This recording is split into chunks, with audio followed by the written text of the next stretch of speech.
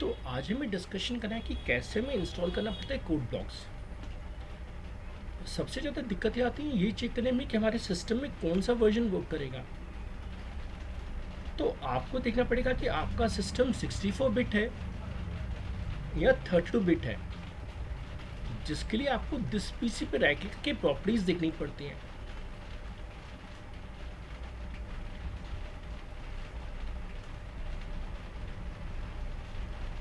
अब प्रॉपर्टीज़ में अगर आप देखें तो मेरा सिस्टम 64 बिट है और मेरे पास के i5 है। अगर आपका सिस्टम बहुत पुराना है तो हो सकता है वो 32 बिट हो, तो उस केस में कोड ब्लॉक्स का लेटेस्ट वर्जन काम नहीं करेगा। तो कैसे हम पुराना वर्जन डाउनलोड कर सकते हैं वो भी मैं अपने दोस्तों को सिखाना चाहूँगा। अच्छा, हमारे कुछ दोस्त गलती क्या करते हैं, वो वी एस कोड का यूज़ करते हैं। अब वी एस कोड में यूज़ होता है एम सिस। जैसे अगर आप मेरे कंप्यूटर में देखें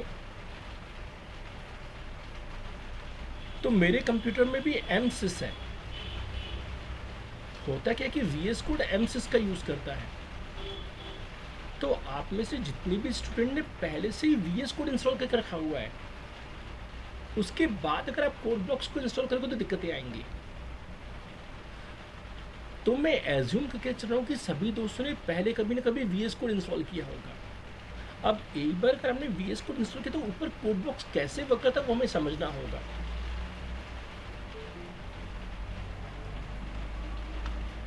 तो चलिए हमें चलना पड़ेगा कोड ब्लॉक्स की ऑफिशियल वेबसाइट पे।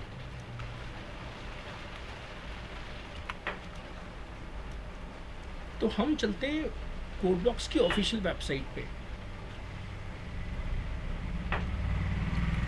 codeblocks.org। यहाँ से हम डाउनलोड्स में जाएंगे। डाउनलोड्स में हमें जाना पड़ेगा बाइनरी रिलीज में।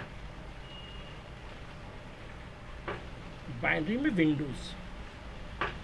अब अगर आपका सिस्टम 64 बिट है और लेटेस्ट मशीन है तो आप चौथा ऑप्शन यूज़ करेंगे, क्या, code blocks 20.03 Ming W setup 1 2 3 4 fourth option, क्योंकि हमें कंपाइलर भी चाहिए मिंग डब्ल्यू कंपाइलर। तो आप इसमें से जो चाहें वो लिंक क्लिक कर सकते हैं और जैसे ही क्लिक करेंगे डाउनलोड हो जाएगा।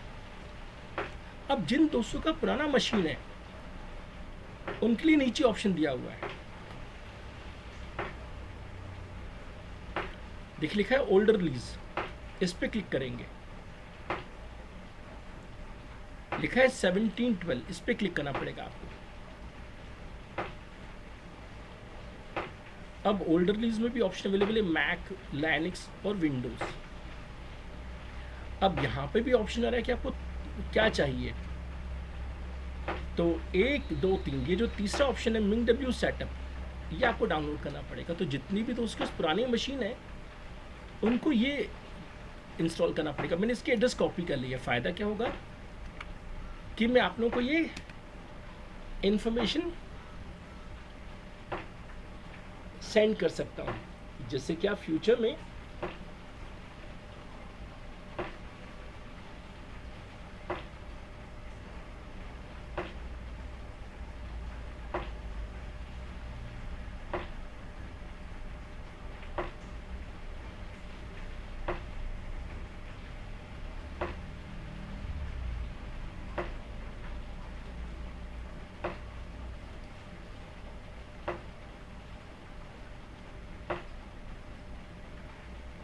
अब दोनों का इंस्टॉलेशन प्रोसेस सेम है, चाहे आप पुराना वर्जन इंस्टॉल करें चाहे नया वर्जन इंस्टॉल करें। तो मेरे सिस्टम में हमने कहीं डाउनलोड किया हुआ है दोस्तों।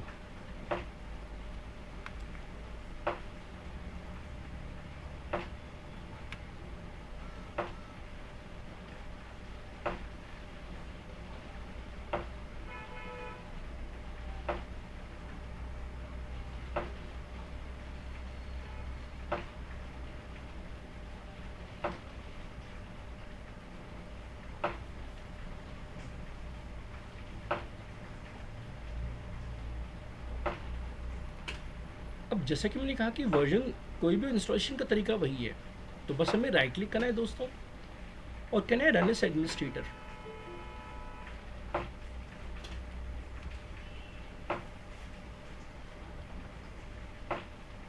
और यहाँ से हमें यस करना है।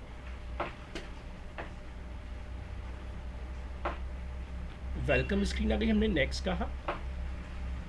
लाइसेंस एग्रीमेंट आ रहा है, हमें एग्री करना पड़ेगा। फिर पूछेगा क्या क्या इंस्टॉल करना है दोस्तों, तो मुझे सब कुछ इंस्टॉल करना है।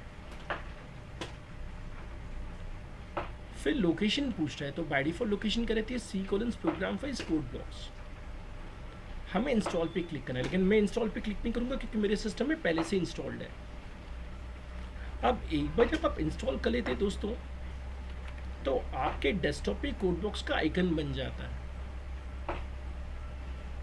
अच्छा, कई फ्रेंड कहते हैं कि सर हम VS कोड यूज़ करें या कोड ब्लॉक्स, तो टेक्निकली आप कुछ भी यूज़ करें, C and C++ program will remain same. बस खासियत कोड ब्लॉक्स की क्या है कि कोड ब्लॉक्स के साथ आपको MinW मिल जाता है, जबकि जब आप VS कोड की वेबसाइट पे जाओगे तो वहाँ देखोगे कि वहाँ पे MSys को डाउनलोड करने की बड़े बड़े स्टेप्स लिखी हुई हैं, तो अलग से आपको MySys डाउनलोड करना पड़ता है। जबकि कोड ब्लॉक्स की विशेषता है कि दोनों चीज़ अपने आप इंस्टॉल हो जाती हैं। अब जिन दोस्तों की प्रोग्राम में दिक्कतें आ रही हैं, उनमें दिक्कतें क्या आती हैं उनको मैं समझा दूँ। एक बार आपने जब कोड ब्लॉक्स ओपन किए तो सेटिंग्स में जाएंगे, कंपाइलर्स में जाएंगे, और अगर आपने मेरे चैनल पे इंस्टॉलिंग कोड ब्लॉक्स का वीडियो देखा तो उसमें भी ये स्टेप्स दी हुई हैं कि हमें सिलेक्टेड कंपाइलर देखना है कि बाय डिफॉल्ट क्या होना चाहिए, GNU GCC, ठीक है। सेकंड गड़बड़ हो जाती है टूल चेन एग्जीक्यूटेबल में। जिन दोस्तों के सिस्टम में MSys है उनके में कोड ब्लॉक्स बाय डिफॉल्ट ये ले लेता है।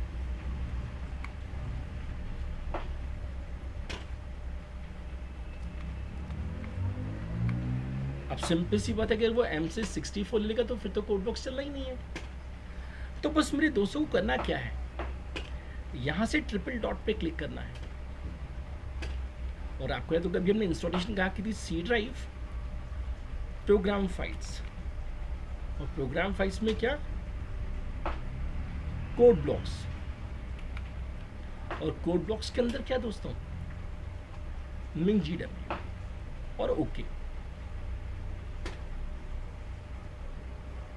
तो कंक्लूजन निकला कि अगर आपके सिस्टम में ये सेटिंग नहीं है तो हमेशा आपको दिक्कतें आएंगी। अब एक बार आपने जब ये सेटिंग कर ली तो सब कुछ ओके हो जाएगा। ऐसे यहाँ पे एक ऑप्शन है बिल्ड, कभी कभी ये ऑप्शन किसी स्टूडेंट का सिलेक्ट होता है, इसको अनचेक कर दीजिएगा। तो जितने भी दोस्तों के सिस्टम में कहीं भी दिक्कतें आई हों कोड ब्लॉक्स में वर्क करने में, बस उनको ध्यान क्या रखना है कि टूल चेन एग्जीक्यूटेबल में MSys की एंट्री नहीं होनी चाहिए, क्योंकि गलती से अगर MSys की एंट्री हो गई तो उस केस में कोड ब्लॉक्स काम नहीं करेगा।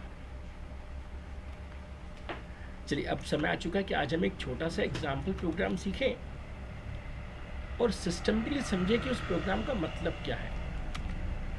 अ सिंपल C प्रोग्राम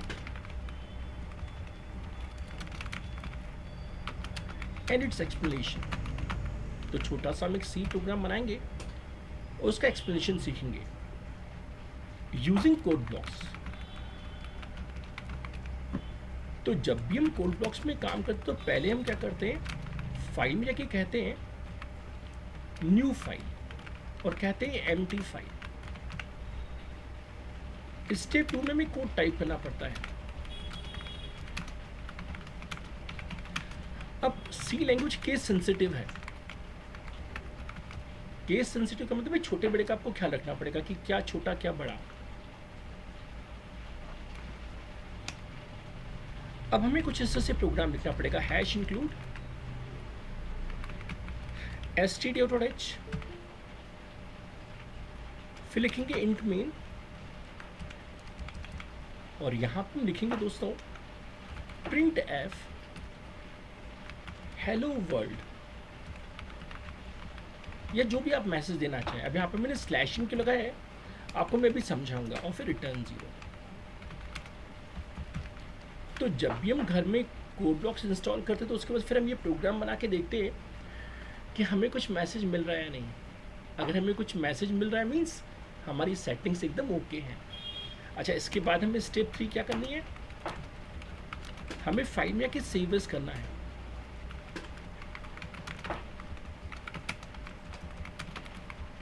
और जहाँ चाहो वहाँ सेव कर सकते हो। जैसे डी ड्राइव में, जब नहीं कि आपके सिस्टम में डी ड्राइव हो, आप कोई भी ड्राइव यूज़ कर सकते हैं। और मेरा तरीका है नाम देने का कुछ ऐसा, one hello world of a date. ऐसे क्या प्रोग्राम को ढूंढने में मुझे आसानी हो जाती है। अच्छा, यहाँ पे इंपॉर्टेंट क्या है दोस्तों, always give dot C P P, default is dot C. अगर आप डॉट सी पी पी नहीं देंगे तो बाय डिफॉल्ट वो क्या ले लेगा, सी ले लेगा, जिससे कि सी के फीचर्स तो वर्क करेंगे लेकिन सी प्रोसेस के फीचर्स वर्क नहीं करेंगे। अब स्टेप फोर्थ में भी क्या करना है, यहाँ पे एक बिल्ड मेनू होता है, वहां पे हमें कंपाइल ऑप्शन मिल जाता है। अब जब कंपाइल सक्सेस हो जाएगा तो बन जाएगी वन हेलो वर्ल्ड 21 जुलाई 2022.exe, क्योंकि हमने लास्ट टाइम पढ़ा था कि जब भी हम किसी प्रोग्राम को कंपाइल करते हैं तो वो क्या बनाते थे, exe फाइल, यानी क्या, कैसी फाइल, एग्जीक्यूटेबल फाइल।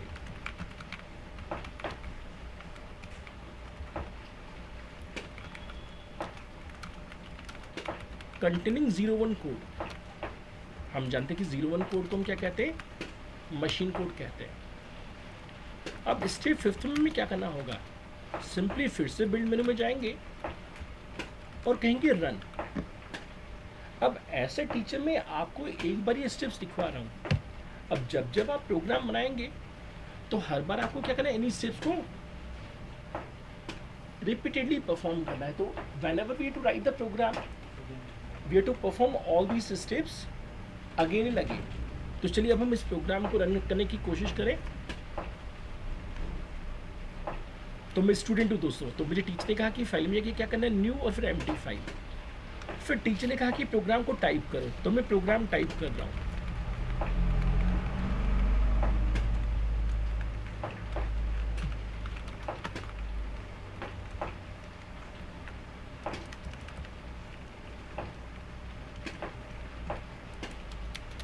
फिर हमने कहा प्रिंट एफ में हेलो और फिर स्लैश इन और फिर वर्ल्ड। अब ये स्लैश इन क्यों, आपको भी थोड़ी देर समझ में आ जाएगा। फिर रिटर्न 0। अब टीचर ने कहा था कि इस प्रोग्राम को सेव करना है, तो मैं इसे सेव कर लेता हूँ। टीचर ने कहा था डी ड्राइव में सेव करो, नॉट कंपल्सरी कि हम डी ड्राइव में सेव करें।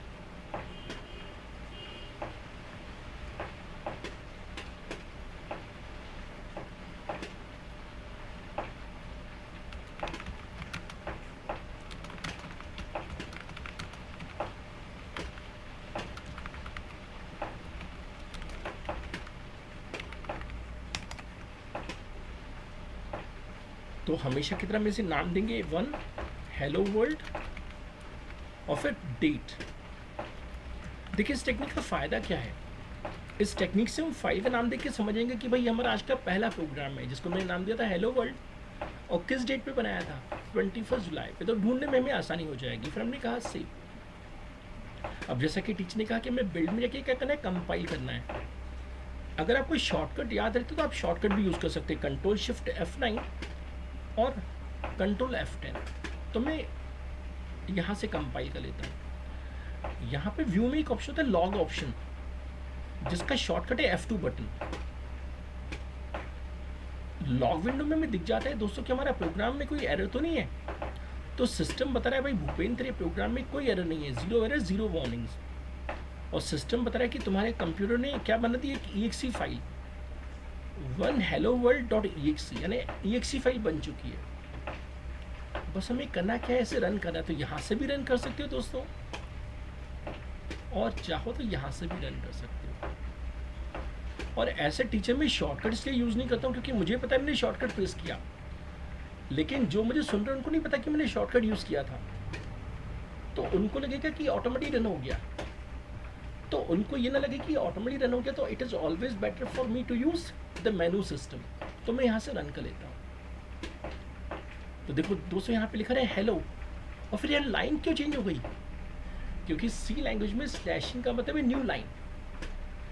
जहाँ जहाँ स्लैशिंग दिखेगा वहाँ पे सिस्टम क्या कर देगा, लाइन चेंज कर देगा। अब क्योंकि वहाँ लाइन चेंज हो गई इसलिए कुछ ऐसा ऑपरेशन परफॉर्म हुआ है। तो आज का हमारा पहला कैंपस क्वेश्चन क्या बना? What is the use of /n in C language? हालांकि ये सी में भी है लेकिन सभी लैंग्वेजेस में है।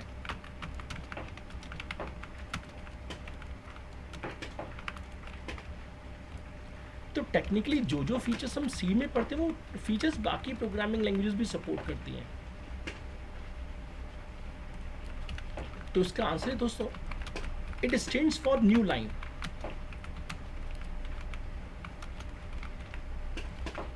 To change the line while displaying message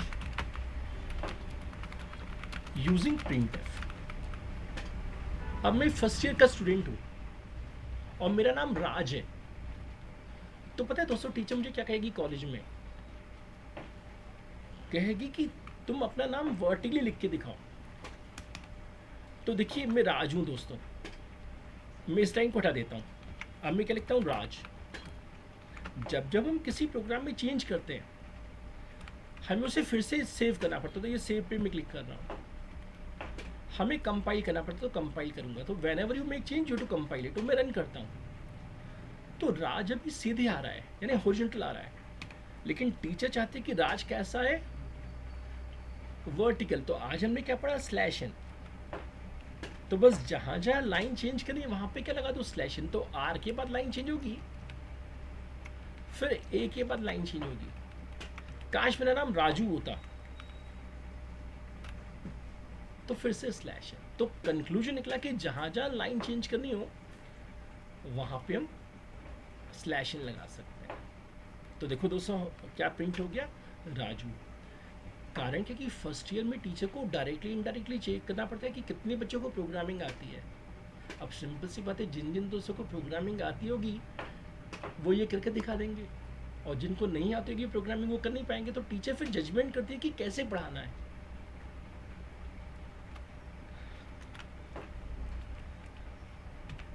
it is known as escape sequence. It is known as escape sequence. अब जैसा कि आप सभी जानते हैं कि मेरे चैनल का नाम है कोड विद भूपेंद्र। तो मैंने अपने चैनल पे कोड विद भूपेंद्र पे एस्केप सीक्वेंसेस के बारे में और भी एग्जांपल्स दिए हैं कि हम और कैसे यूज़ कर सकते हैं।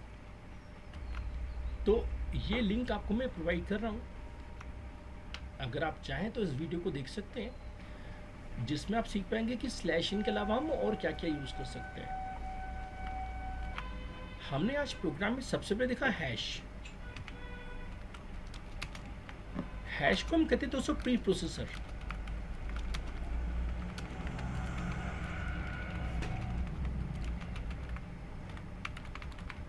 This is used to perform operations certain actions या operations before compilation starts।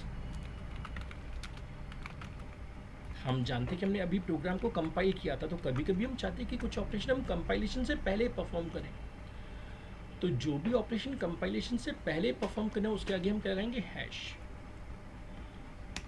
Second हमने देखा था दोस्तों इंक्लूड। इसको हम कहते हैं डायरेक्टिव।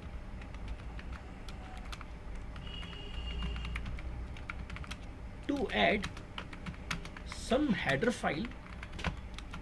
हेडर फाइल का एक्सटेंशन .h होता है, .h file into our programme.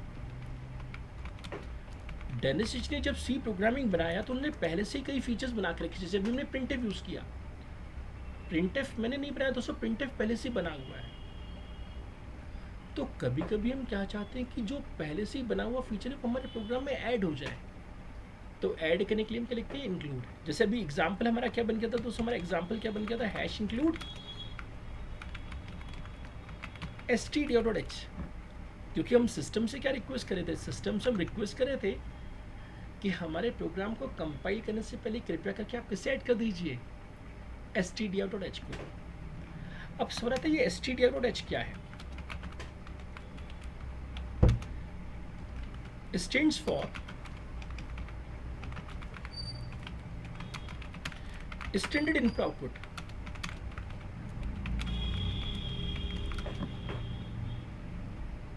अब स्टैंडर्ड इनपुट का मतलब क्या होता है? स्टैंडर्ड इनपुट का मतलब होता है दोस्तों कीबोर्ड, और स्टैंडर्ड आउटपुट का मतलब क्या होता है? मॉनिटर। कारण क्या कि आईटी इंडस्ट्री में बहुत सारे डिवाइसेस आते हैं, जैसे प्रिंटर भी आता है, लेकिन स्टैंडर्ड इनपुट क्या होता है? कीबोर्ड, और स्टैंडर्ड आउटपुट क्या होता है? मॉनिटर। Provides functions. अब पहला फंक्शन कौन सा प्रोवाइड करता है? Print F. अभी आपने देखा मैंने प्रिंट एफ यूज किया था, क्या काम है इसका? To display message on the screen. तो जब भी हमें मॉनिटर पे कोई मैसेज दिखाना हो तो उसके लिए हम क्या लिखते हैं? Print F. जैसे आपको याद होगा अभी मैंने क्या लिखा था? प्रिंट एफ वेलकम इन सी। तो कंक्लूजन निकला कि जब जब हमारे दोस्तों को प्रिंट एफ की जरूरत पड़ेगी तो कौन सी लाइब्रेरी इंक्लूड करनी पड़ेगी? stdio.h। क्यों? क्योंकि डेनिस ने इसकी प्रोग्रामिंग किसमें की हुई है? इस लाइब्रेरी में। और पहले क्यों ऐड करना पड़ेगा? क्योंकि हम जानते हैं कि जब तक ये पहले हम ऐड नहीं करेंगे तब तक कंपाइलर इस फाइल को रीड नहीं करेगा। अच्छा, इसमें एक और फंक्शन दोस्तों हम जो थोड़ी देर बाद यूज करेंगे, जो है scanf, to take input from the keyboard.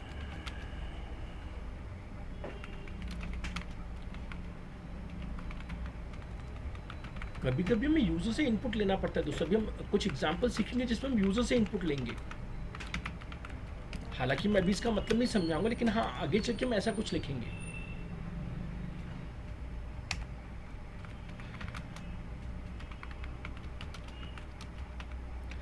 हालांकि अभी मैं केवल प्रिंटफ स्कैनफ की बात कर रहा हूँ, लेकिन हमारे इस हेडर फाइल में और भी बहुत सारे फंक्शंस हैं जो कि आगे चल के हमें जरूरत पड़ेंगे।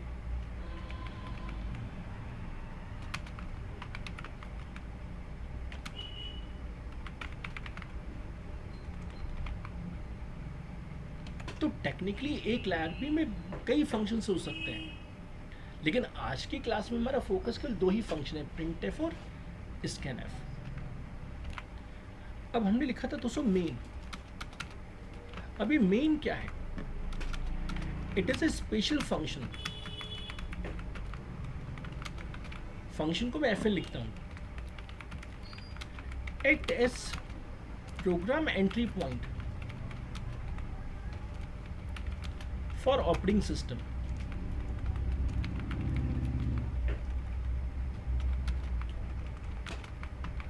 ड्यूरिंग एग्जीक्यूशन, जब भी हम किसी प्रोग्राम को रन करते हैं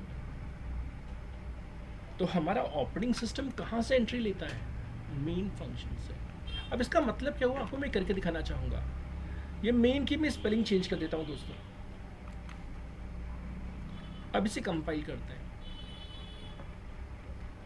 सिस्टम मुझसे नाराज हो रहा है। सिस्टम कह रहा है कि आपके सिस्टम में क्या नहीं है? मेन फंक्शन नहीं है। तो मेन फंक्शन एक एंट्री पॉइंट है दोस्तों। तो हमारा ऑपरेटिंग सिस्टम हमेशा कहाँ से एंट्री करता है? मेन फंक्शन से एंट्री करता है। अच्छा, फिर लिखा है कर्ली ब्रेसेस। ये कर्ली ब्रेसेस क्या रिप्रेजेंट करते हैं? इनको कर्ली ब्रेसेस कहा जाता है।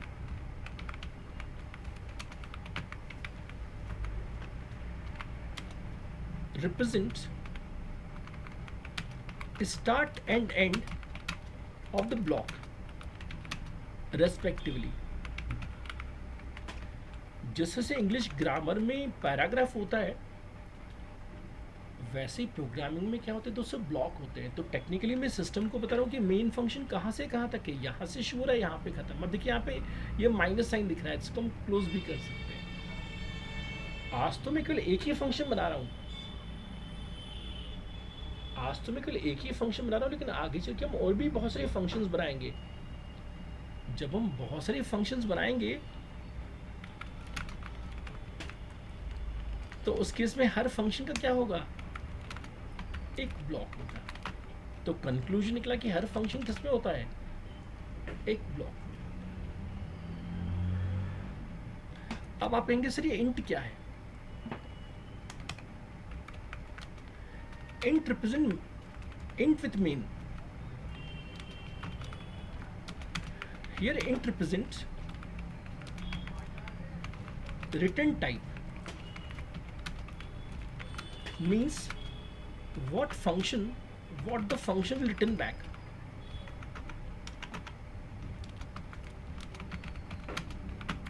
To the operating system. Operating system को मैं शॉर्ट में ओएस लिख रहा हूँ. जब भी हम किसी प्रोग्राम को रन करते हैं, जैसे मैं कभी ऑनलाइन कोई बिल पेमेंट करता हूँ, जैसे बिल सक्सेसफुली पेड हो जाता है तो एंड्रॉइड फोन में एक मैसेज आ जाता है कि ट्रांजेक्शन सक्सेसफुल. तो टेक्निकली हमारी जो ऐप है, जैसे फॉर एग्जांपल पेटीएम ऐप, वो एंड्रॉइड ओएस को इन्फॉर्म करती है कि ट्रांजेक्शन सक्सेसफुल हो गया. तो फिर एंड्रॉइड ओएस हमें मैसेज आता है कि हाँ भाई सब कुछ ओके हो गया. तो टेक्निकली वैसे ही जब हम किसी प्रोग्राम को रन करते हैं तो प्रोग्राम रिटर्न करता है वैल्यू ऑपरेटिंग सिस्टम को कि सक्सेसफुली प्रोग्राम चला या नहीं. तो लिखा है क्या, int represent return type means what the function will return back to the operating system. यहाँ पे दो possible values, return 0 means exit success, यानी हमारा प्रोग्राम क्या हो गया, सक्सेसफुली कंप्लीट हो गया. यहाँ पे हम रिटर्न 1 भी लिख सकते थे दोस्तों, जिसका मतलब होता है एग्जिट फेलियर. मैं करके दिखा रहा हूं दोस्तों को.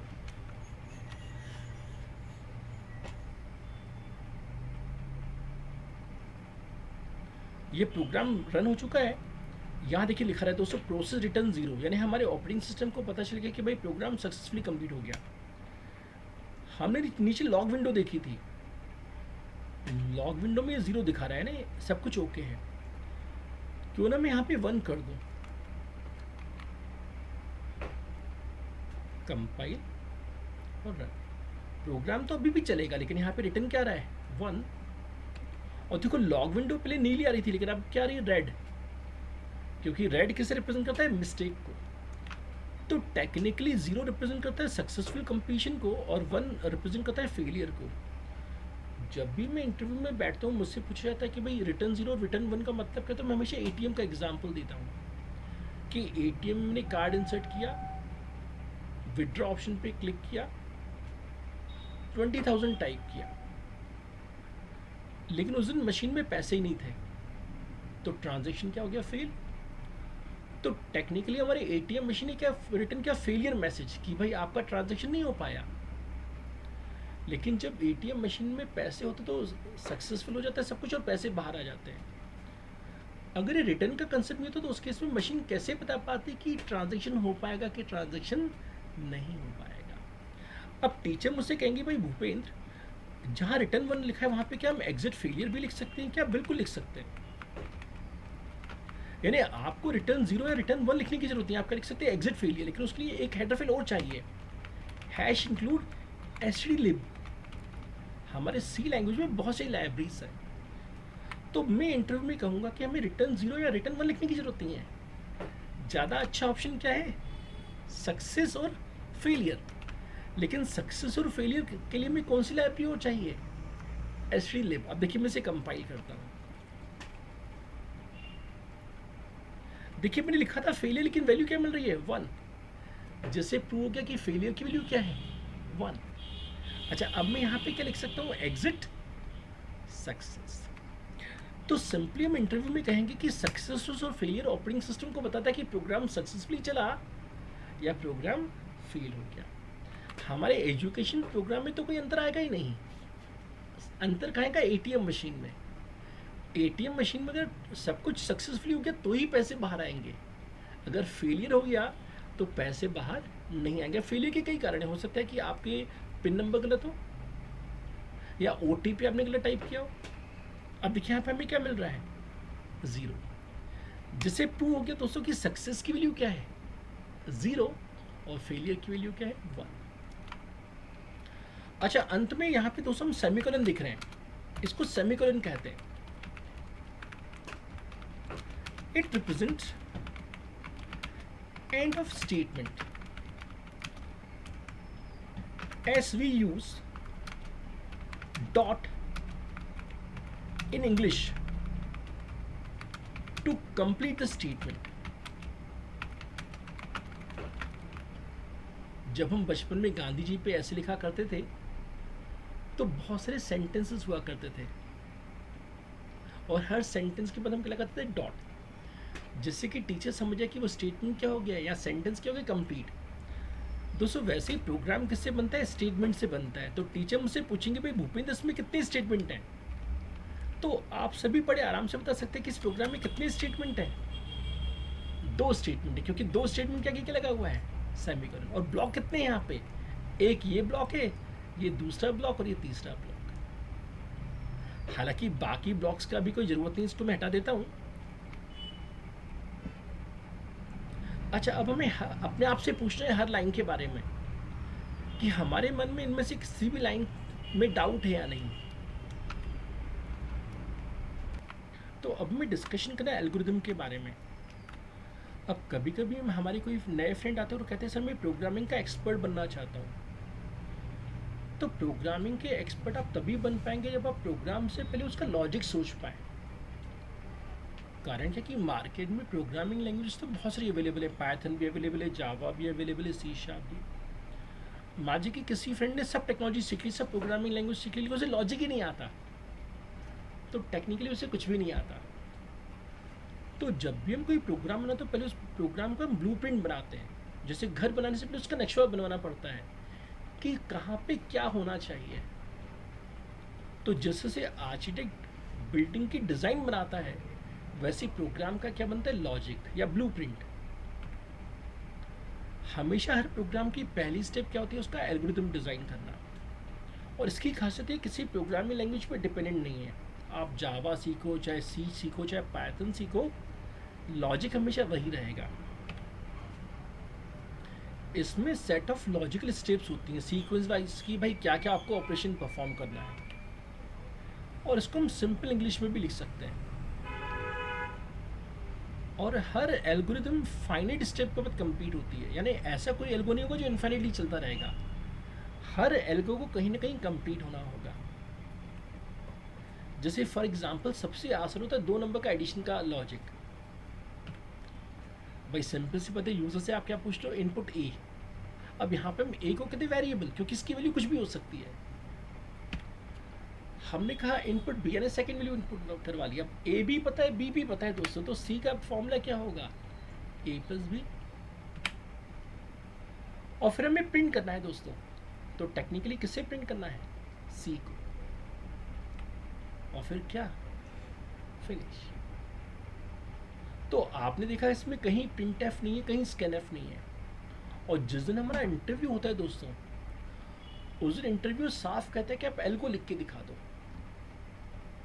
जैसे एक क्वेश्चन हमेशा पूछ लेता है प्राइम नंबर का, मेरे चैनल पे भी प्राइम नंबर अवेलेबल है। वो कहेंगे प्राइम नंबर का लॉजिक ही समझा दो। अगर आपने लॉजिक समझा तो आप सिलेक्ट हो जाओगे, नहीं समझा पाए तो कोई दिक्कत ही नहीं।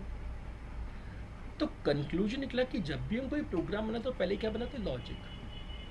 तो अगर मैं थोड़ी बहुत प्रोग्रामिंग कर भी पाता हूँ दोस्तों, तो क्यों कर पाता हूँ, क्योंकि जब भी मैं कोई प्रोग्राम बनाता हूँ तो पहले उसका मैं क्या सोच लेता हूँ, लॉजिक।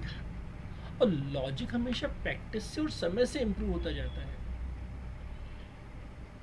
जैसे से आपकी प्रोग्रामिंग स्किल्स बढ़ती जाएंगी, वैसे से आपके लॉजिक्स भी इम्प्रूव होते जाएंगे। अब हम बात करते हैं फ्लो चार्ट की।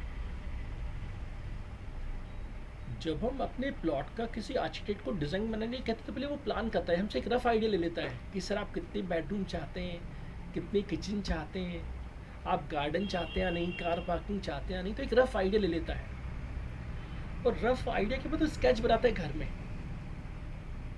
क्योंकि हमने जो वर्बल आइडिया कहा वो स्केच में तो नहीं हुआ कन्वर्ट, और जो हमारे मिस्त्री या कारीगर है वो तो स्केच के बेसिस पे काम करेंगे। तो टेक्निकली जिससे आर्किटेक्ट स्केच बनाता है, वैसे ही एल्गो का भी क्या बन सकता है, एक स्केच बन सकता है, एक डायग्राम बन सकता है। और उस डायग्राम को हम क्या कहते हैं, फ्लो चार्ट।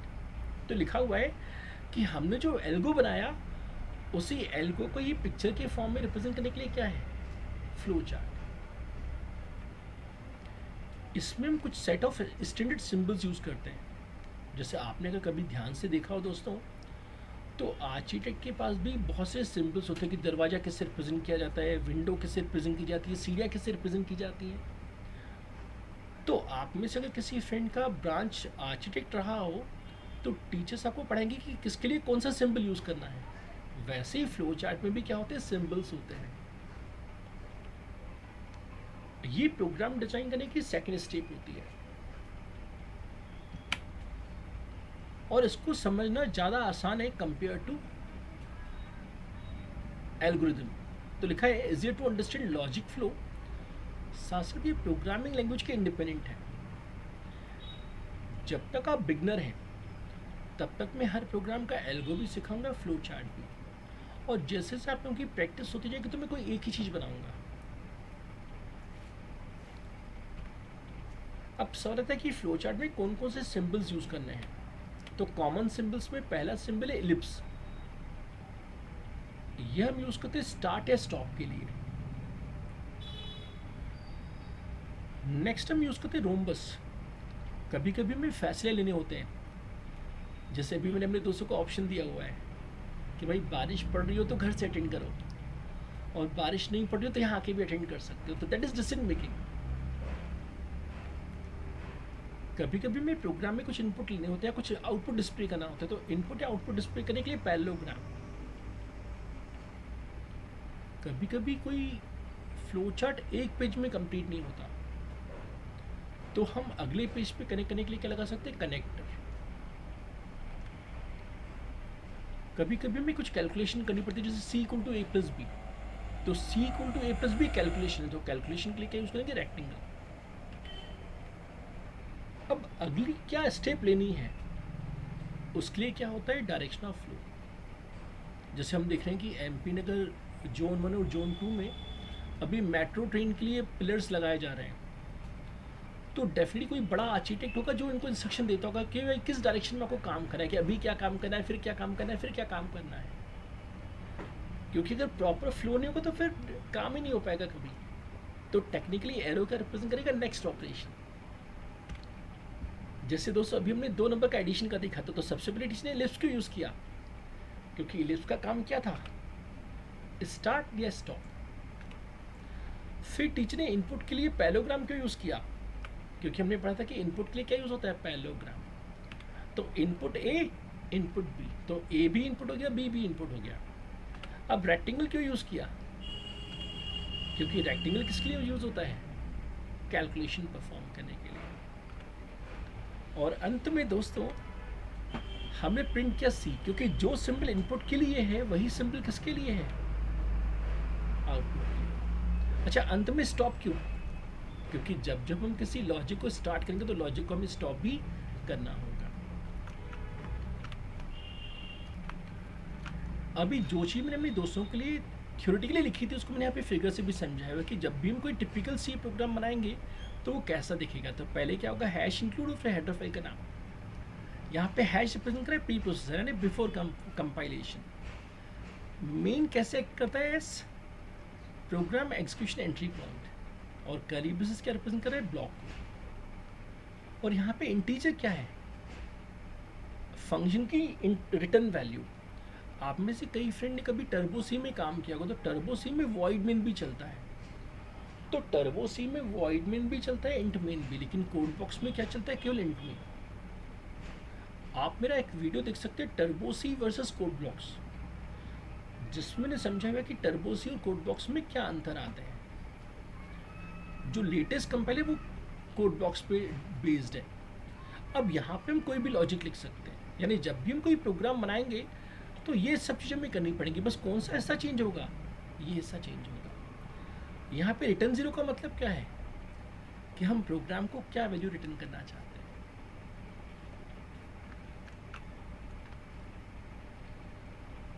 दोस्तों अब हमें डिस्कशन करें कंपाइलर वर्सेस इंटरप्रेटर।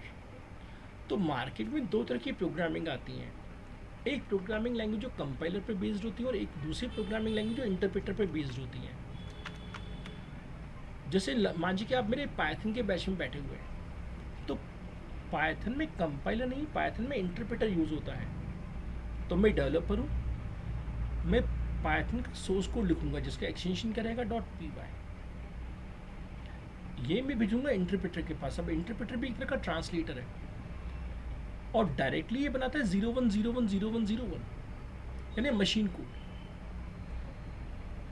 अब अगर हम देखें यही चीज़ किस में, C++ में, तो हमने C++ के फिगर में देखा था कुछ डिफरेंस।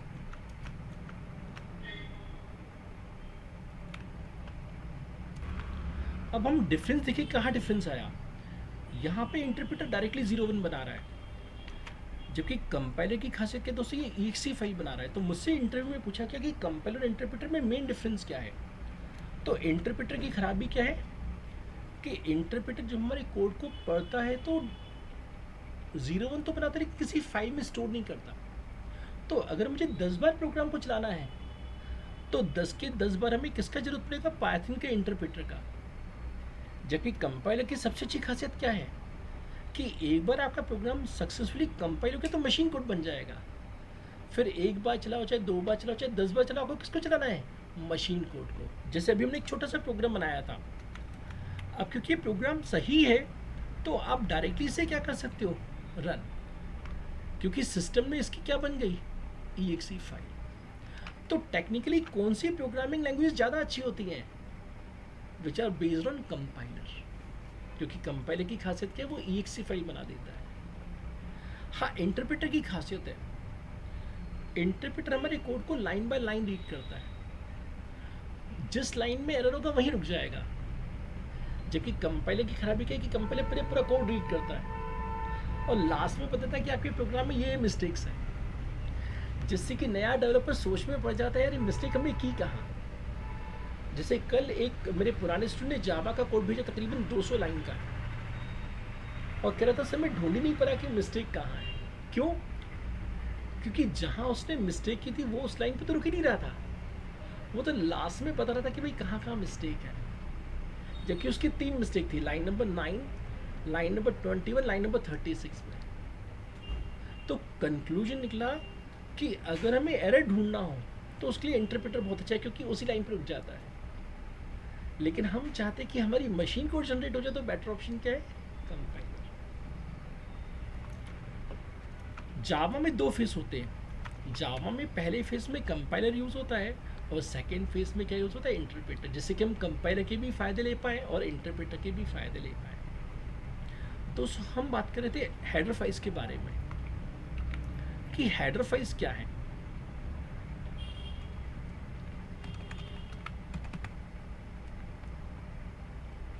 हेडर फाइल प्रोवाइड्स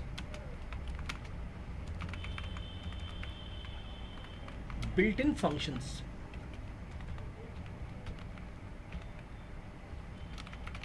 जैसे हम अगली क्लास में मिलेंगे, जैसे स्क्वायर रूट यूज़ करेंगे, जैसे हम पढ़ेंगे Pythagoras theorem, p square plus b square equal to h square, sine, cos. ऐसे आगे चल के हम ग्राफिक्स प्रोग्रामिंग सीखेंगे, सर्कल, रेक्टेंगल। तो लिखा है header file provides built in functions like square root, sine, cos inside various header files that we can use in any program by the use of hash include। तभी तो Dennis ने hash include बनाया।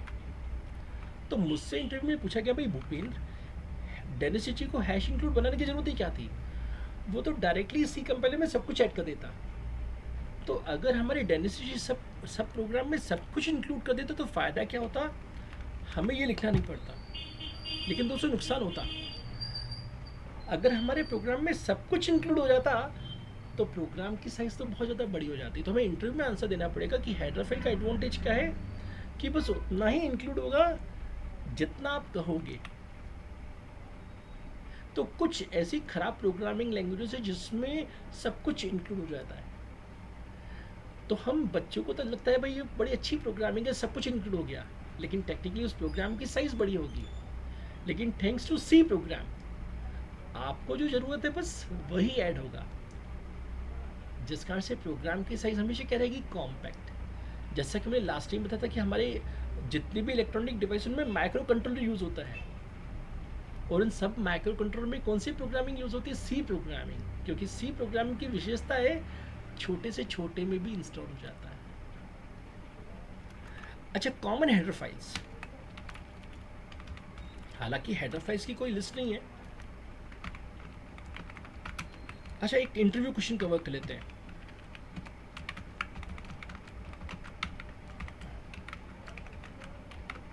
Where does built-in header files are stored.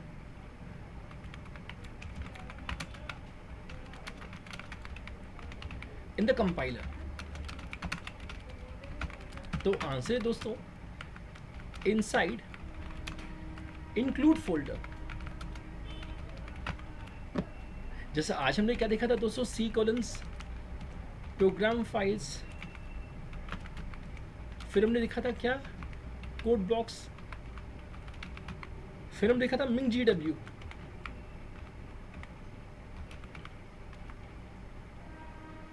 अब इसके अंदर कौन सा folder होना चाहिए, इंक्लूड. चेक करें, हम गए यहाँ से my computer, C drive, program files, यहाँ से हम गए कोड ब्लॉक्स में, और यहाँ अगर आप देखें तो मिंग W में एक इंक्लूड फोल्डर होगा. आजकल तो क्या सब बच्चों के घर में कंप्यूटर है. पुराने ज़माने में कंप्यूटर बहुत महंगे आते थे, तो कुछ होशियार बच्चे जो पहले से प्रोग्रामिंग सीख के आते थे वो क्या करते थे, कॉलेज जाते थे पहले दिन और इंक्लूड फोल्डर से सब फाइल डिलीट कर देते थे. होता क्या था, कॉलेज की लैब में कोई हेडर फाइल काम ही नहीं करती थी, तो टीचर बोलती है भाई कंपाइलर खराब हो गया, आज आप लोग घर जाओ. तो कंक्लूजन निकला कि अगर हम यहाँ से हेडर फाइल्स को डिलीट कर दे तो उस केस में कंपाइलर की वो हेडर फाइल काम नहीं करेगी. जैसे आज हमने क्या उसकी दी दोस्तों, stdio.h, देखिए यहाँ पे रखी हुई है.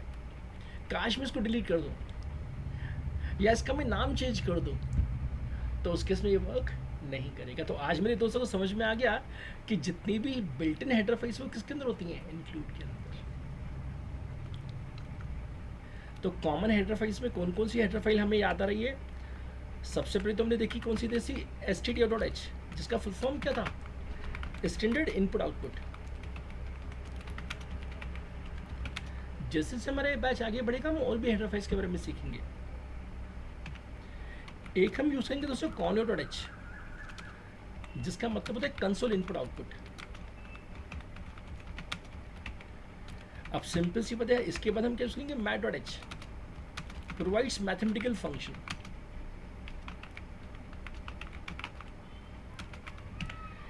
ऐसे string.h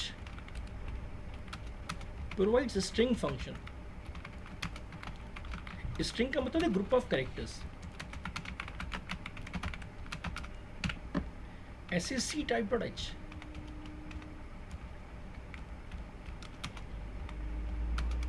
कैरेक्टर टाइप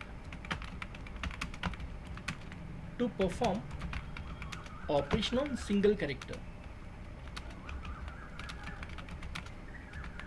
तो सिंगल लेटर पे काम करने के लिए सी टाइप. अब ऐसे दोस्तों ने क्या पढ़ा, graphics.h to design graphical shapes. तो आगे चल के मैं दोस्तों को ग्राफिकल प्रोग्रामिंग सिखाऊंगा कि कैसे हम ग्राफिक्स प्रोग्रामिंग करेंगे. हमारे कई दोस्तों ने 12th क्लास में C++ सीखा था. तो C++ के हमारे दोस्तों को टीचर ने स्कूल लाइफ में सिखाया आईओ स्ट्रिंग, जिसका फुल फॉर्म होता है इनपुट आउटपुट स्ट्रिंग.